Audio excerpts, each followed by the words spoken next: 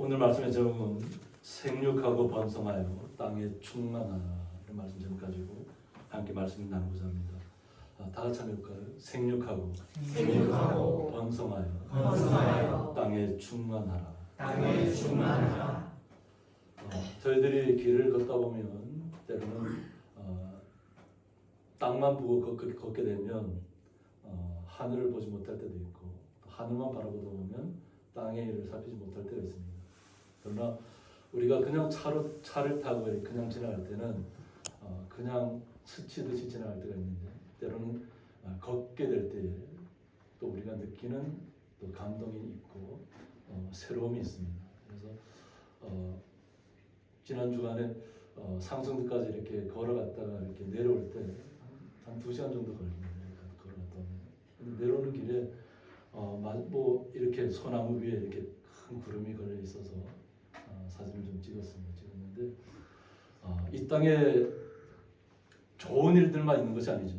아픔도 있고 또 슬픔도 있고 지금도 이렇게 전쟁의 소용돌이 속에서 고통받고 있는 분들도 있고 그러나 주님께서 우리를 향하신 뜻이 무엇인가를 우리는 말씀 속에서 살펴보는 것이 가장 우선인 줄 믿습니다. 그래서 하나님께서 이 지구라는 곳에 아름다운 세상을 만드셔서 우리가 이 땅에 살 수 있도록 했습니다. 그러나 하나님의 뜻대로 산다는 것이 때로는 어려운 시간들이 될 수도 있습니다. 주님께서는 이 땅에서 정말 온전하게 주님의 나라를 꿈꾸면서 살아가기 원하지만 오히려 이 창세기 시대를 보면 뭐 900세는 기본입니다. 오늘 본문의 노아의 아버지도 라멕도 777세까지 이 땅에 살다가 갔습니다. 이 땅에서 살아간다는 것이 오래 산다고 해서 좋은 것이 아니라 오래 산다고 하는 그것 때문에 죽음, 어떻게 보면 이 땅에서 너무 험악한 일들을 벌였다고 하는 거죠. 주님의 뜻대로 살아가면 얼마나 하나님 기뻐하시고 또 충만한 세계를 이루어 주시겠어요.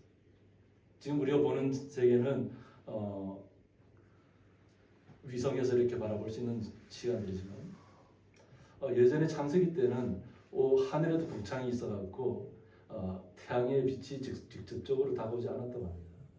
그래서 사람은 그냥 하나님께서 이 땅에 마련해 주신 모든 것들을 그냥 누리기만 하면 됐어요.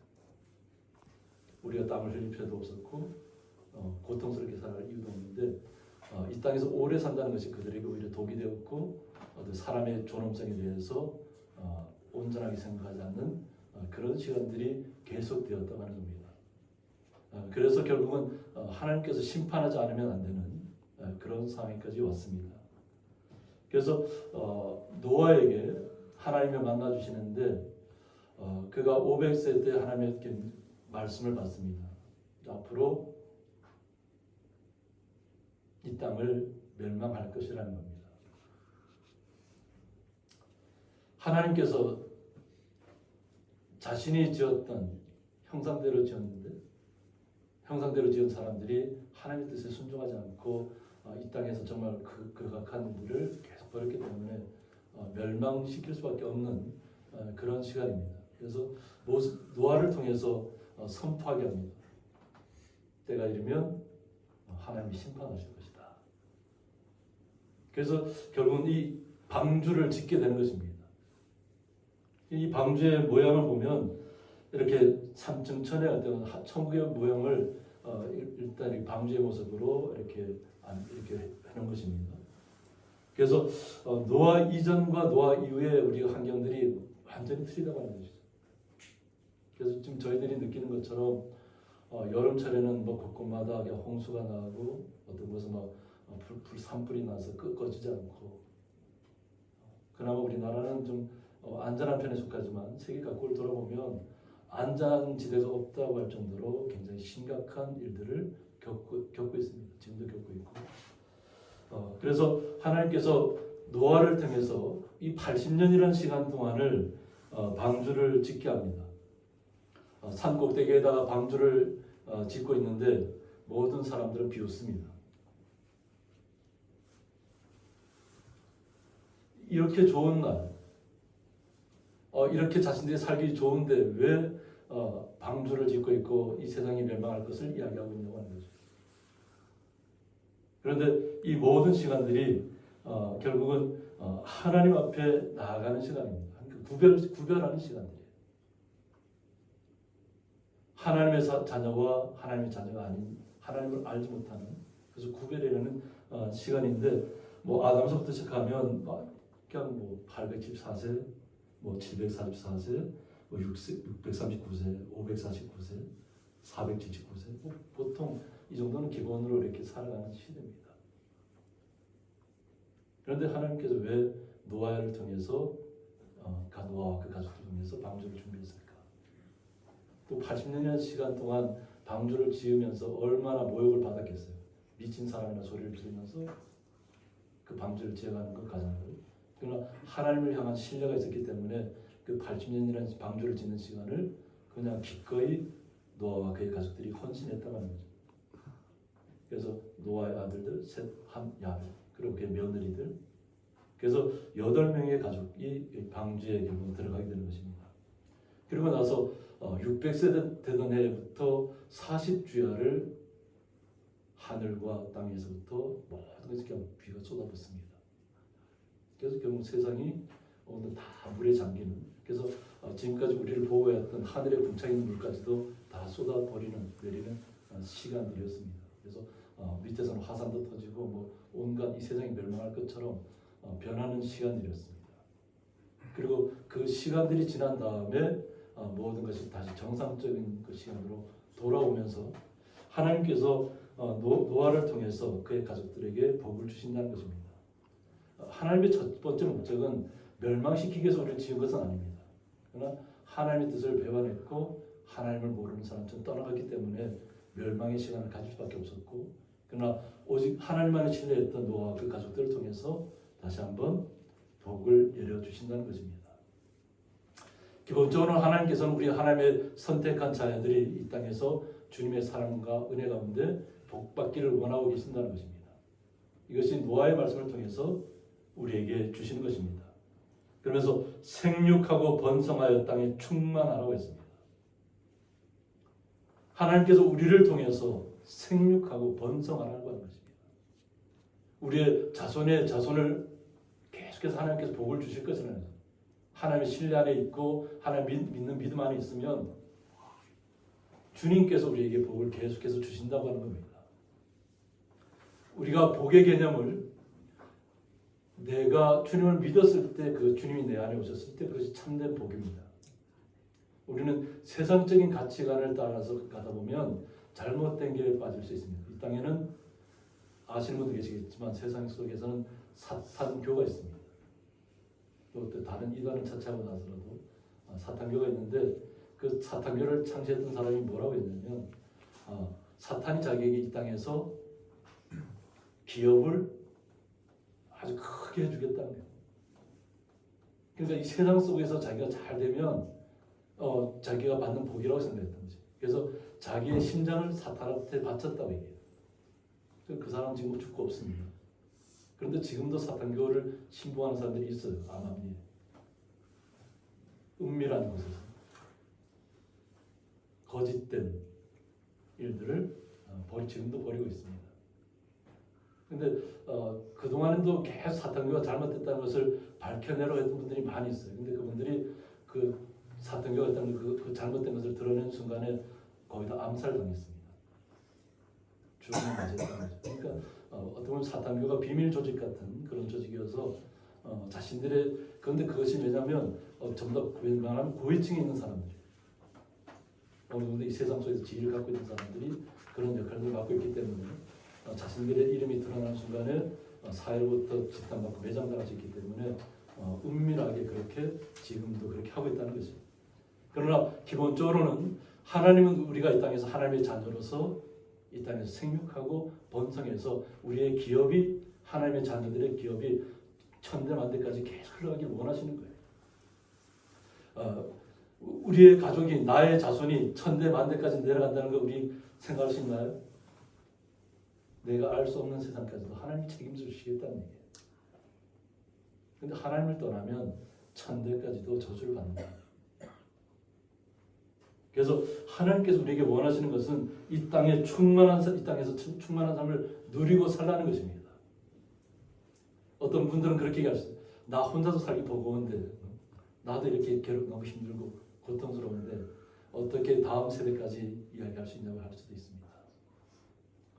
어떻게 보면 지금 이 세대가 우리 다음 세대가 뭐 희망이 없는 세대라고 얘기하는 시대입니다. 젊은 세대가 고통받고 있는 시대입니다. 미래가 아주 그냥 온전하게 보이지 않는 세대일 수도 있습니다. 그러나 우리는 주님의 자녀라는 것은 잊지 마시기 바랍니다. 내가 주님 안에 들어가 있으면 하나님께서 나를 책임져 주시고 하나님께서 나의 삶을 이끌어 가실 것을 믿으시기 바랍니다. 하나님이 이끌어 가시는 삶을 우리는 이 땅에서 누려야 되는데, 하나님께서 이 세상이 무너지기 전까지는 그냥 아무런 일도 하지 않아도 주변에 어떤 야채나 과일이나 먹으면서 살아갈 수 있었어요. 근데 세상이 멸망당한 후에는 방주에서 살아남은 동물들밖에는 남지 않았다고 하는 거죠. 그건 다시 그들이 또 번성하게 되는데, 하나님께서 이 땅에서 우리가 살아가는 사람들이 먹고 살아야 될 거 아니에요, 그죠? 그래서 땅의 모든 짐승과 공중의 모든 새와 땅에 기는 모든 것과 바다의 모든 물고기가 너희를 두려워하며 너희를 무서워하리니라. 하나님께서 동물들이 사나운 동물들이 있잖아요. 뭐 사자도 있고 표범도 있고, 마지막 하나님의 나라에서는 그냥 사자와 표범과 모든 동물들이 그냥 같이 뛰어노는 그런 세계를 이야기하고 있습니다. 그러나 이 땅에 우리가 살아가면 저 자신조차도 저는 지만 보고도 놀라는 사람이에요. 뱀만 봐도 무서운 사람이에요. 근데 오히려 뭐 저희 집 사람은 뱀도 잡고 쥐도 잡고 다 하는데, 저는 오히려 그 작은 것에도 막 깜짝 놀라고 박수 뛰는 그런 사람이에요. 기본적으로는 하나님께서 모든 동물, 이 땅에 살아있는 모든 것들은 사람을 두려워하게 만들었다는 거예요. 그러니까 우리는 다스리는 자입니다. 하나님께서 우리를 다스리는 자로 이 땅에 선택해 주셨다는 것입니다.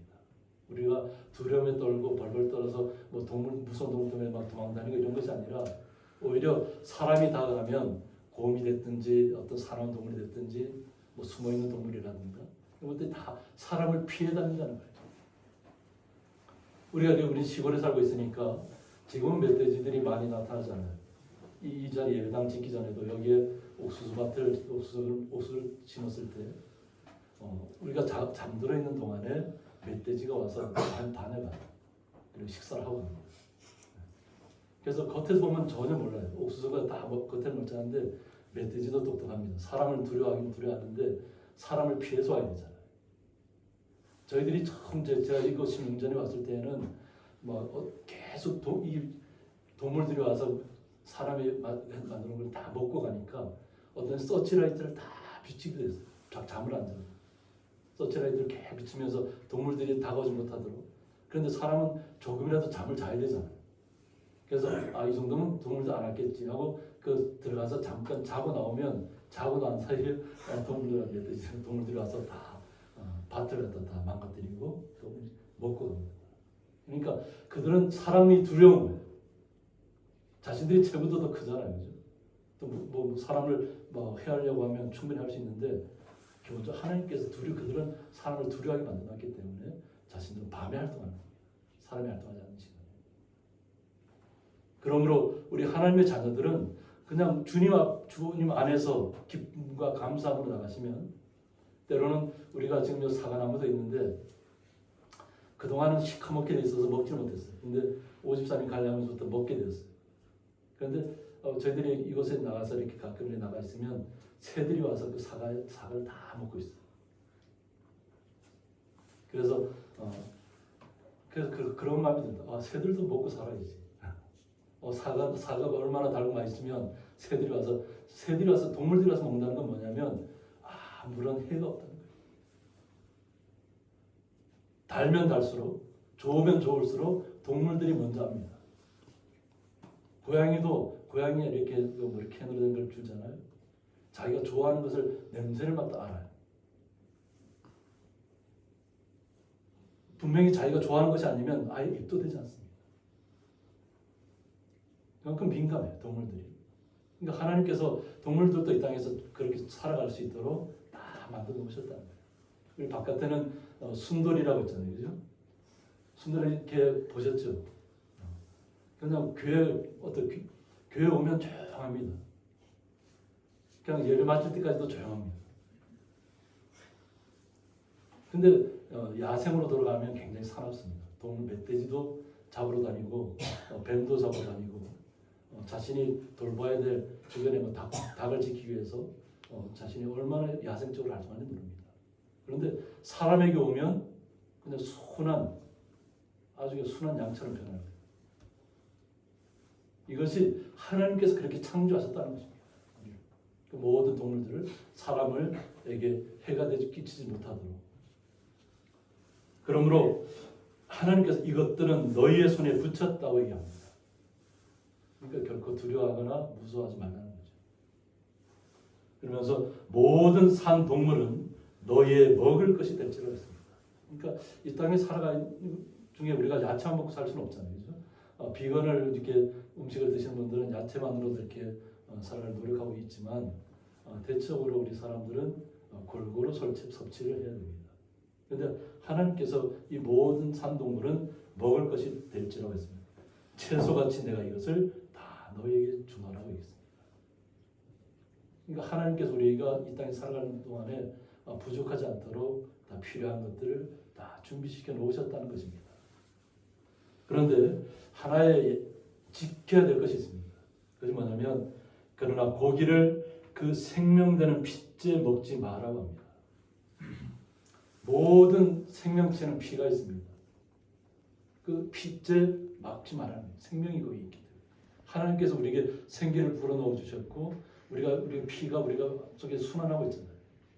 우리의 피가 돌지 않으면 어떻게 되나요? 피가 돌지 않아도 우리는 건강한 사람 모습으로 살아갈 수 있나요? 우리가 생각하지 못하는 속도로 끊임없이 펌프하고 있습니다. 우리 심장에서부터. 그렇기 때문에 우리가 이 땅에서 지금 살아가고 숨을 쉬고 살아가는 것이. 그런데 결코 동물도 마찬가지로 결코 그 핏째 먹어서는 안 된다. 생명이 거기에 있기 때문에 그렇습니다. 하물며 우리가 이 땅에 살아가면서 사람에게서 피를 흘려서는 안 된다는 거예요. 동물에게조차도 피를 흘리지 못하도록 그 살아있는 피가 흘린 채로 먹지 못하게 했는데 하나님께서는 분명히 약속으로 우리에게 좋은 것만 주셨지만 그러나 반드시 지켜야 할 것이 있다고 하는 것입니다. 5절에 보면 내가 반드시 너희의 피, 곧 너희의 생명의 피를 찾을 것을 이야기하고 있습니다.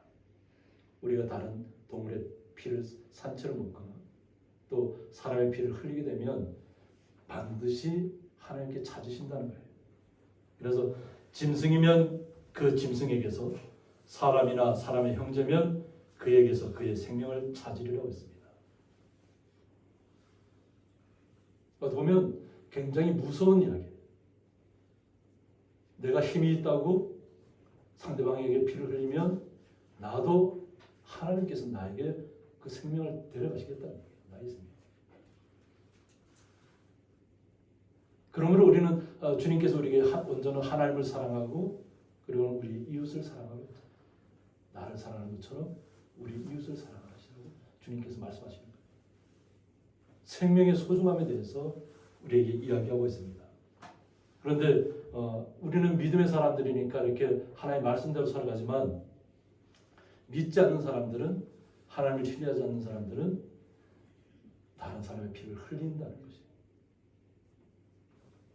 그래서 이 다른 사람 피를 흘리면 이런 뜻이 뭐냐면 쏟다, 엎지르다 이런 뜻을 갖고 있는데 의도적으로 해치고 살인하다 이런 뜻을 갖고 있습니다. 의도적으로 살인한다. 우리가 지난 시간에 함정에 대해서 얘기했잖아요. 거치는 것들, 거기에 빠지게 하고 사람을 올무에 걸리게 하는 이것이 이번 우리가 전쟁의 시대를 겪게 되면 느끼는 것입니다. 우리나라도 예전에 전쟁을 겪었던 부모님 세대 살아계시잖아요. 그런데 전쟁이 끝나는 것이 아니라 다시 또 촉발되고 있잖아요. 그런데 의도적으로 그랬다. 계획했다는 거예요. 사람을 죽이기로 계획하고 그것이 자신들의 유익함을 찾기 위해서 만약 그렇게 하면 하나님께서는 성경 말씀을 통해서 어떻게 하냐면 그 사람의 피도 흘릴 것을 얘기하고 있습니다. 자신들의 어떤 뭐 나라의 어떤 민족의 어떤 그런 것을 이야기했지만 의도적으로 남을 해야 할 목적을 가지고 사람을 잔인하게 하면 그 생명을 하나님께서 다시 찾으신다. 반드시. 그래서 우리가 보복하는 것이 아니라 하나님께서 보복해 주시겠다. 심판은 하나님에게 있다는 것입니다. 우리는 주님의 마음으로 돌아가면 우리의 속에 뭐 증오가 남고 그냥 뭐 사람을 죽일 것 같은 일들이 분명히 생깁니다. 그런 시간들이 있어요. 뭐 저도 예전에 정말 배를 탈 때 그런 상황 속에 한번 처했던 적이 있어요. 아주 극한의 세계로 들어가면 그냥 사람을 죽일 수도 있다는 그런 마음들이 생겨요. 그런데 하나님이 지켜주시면 그 모든 과정들을 이겨낼 수 있다, 떨쳐낼 수 있다. 우리가 살아가는 동안에 정말 어려운 일들이 많이 나타납니다. 정말 증오와 정말 당장이라도 모든 것을 그냥 해결하고 싶은 그런 시간들이 있을 수 있어요. 그러나 하나님께서 원하시는 것은 우리가 피를 흘리는 것을 원치 않는 거지. 왜? 내가 그 피를 흘리는 그 자리에 가면 하나님께서 나도 그와 같은 일을 하나님께서 나의 피를 찾으실 것입니다. 우리는 영원한 생명의 시간으로 나가는 세계로 옮겨져야지 이 땅에서 어떤 그 증오에 뭉쳐서 시기와 질투로 상대방을 해서는 안 된다는 것입니다. 주님께서 원하시는 주님의 뜻을 온전히 우리가 이해하면 모든 것을 주님 앞에 맡기시기 바랍니다. 그러면 반드시 악한 사람은 반드시 하나님께서 징벌하게 되어 있습니다. 심판하게 되어 있습니다. 내가 징벌하거나 내가 심판을 하지 마시고 우리는 주님 안에서 하나님의 자녀된 도리를 그리고 주님을 더욱더 사랑하시고 나를 사랑하는 것처럼 우리의 형제들, 이웃들을 더 아시고 사랑하시기 바랍니다. 주님께서 왜 그렇게 이야기하시냐면 하나님이 자기 형상대로 사람을 지으셨다고 했습니다. 우리 성도님 한 분 한 분이 하나님의 형상대로 지음을 받았다는 것입니다. 하나님의 형상대로 지음을 받은 우리가 세상에서 남들이 하는 것처럼 추악한 일을 벌이고 잔악한 일을 벌이는 것처럼 우리가 피를 흘리는데 동참해서는 안 된다고 하는 것입니다. 우리는 주님께서 우리를 얼마나 사랑하셨는지를 말씀을 통해서 깨달으셔야 될 줄 믿습니다. 주님께서 원하시는 것은 우리를 이 땅에서 생육하고 번성하기를 원합니다. 그래서 7절에 너희는 생육하고 번성하며 땅에 가득하라고 합니다. 그 중에서 번성하라고 했습니다. 우리는 주님의 자녀로서의 삶을 참된 주님의 아들, 딸로서 살아가는 시간들을 가지셔야 될 줄 믿습니다. 그래서 우리의 삶이 하나님 앞에 영광이 되고 하나님께서 우리의 모든 삶을 주관해 주시고 우리의 모든 삶을 이끌어 가시는 그래서 주님 앞에 영광이 되고 항상 어떤 어려움이 생길 때마다 항상 나의 마음을 알고 계시는 내 안에 거주하시는 성령님을 통해서 탄식 때로는 탄식으로 때로는 우리의 슬픔으로 때로는 눈물로 주님 앞에 아뢰시기 바랍니다. 그러면 주님께서 우리를 책임져 주시고 이 땅에서 생육하고 번성하고 땅에 충만할 수 있도록 이끌어 가실 줄 믿습니다. 그러한 축복을 우리 성도들이 날마다 누리시기를 주님의 이름으로 축원드립니다. 이렇게 기도하겠습니다. 생육하고 번성하여 땅에 충만하라는 주의 말씀을 통해서 저희들의 마음가짐을 새롭게 합니다. 이미 주님의 품에 안겨서 이 땅의 모든 수고와 마치고 기쁨으로 또 이 땅을 향해서 기도하고 있을 주의 거룩한 성도들을 기억하여 주시옵고 이 땅에 주님께서 허락하신 삶을 살아가는 동안에 날마다 주님과 함께 기쁨으로 모든 어려움들을 슬기롭게 이겨내며 나아갈 수 있도록 주님의 은혜가 날마다 임하는 그걸 간 자리에 설 수 있는 주의 성도들이 되게 하여 주옵소서. 그 은혜를 기대하며 예수님의 이름으로 기도드리옵나이다. 아멘.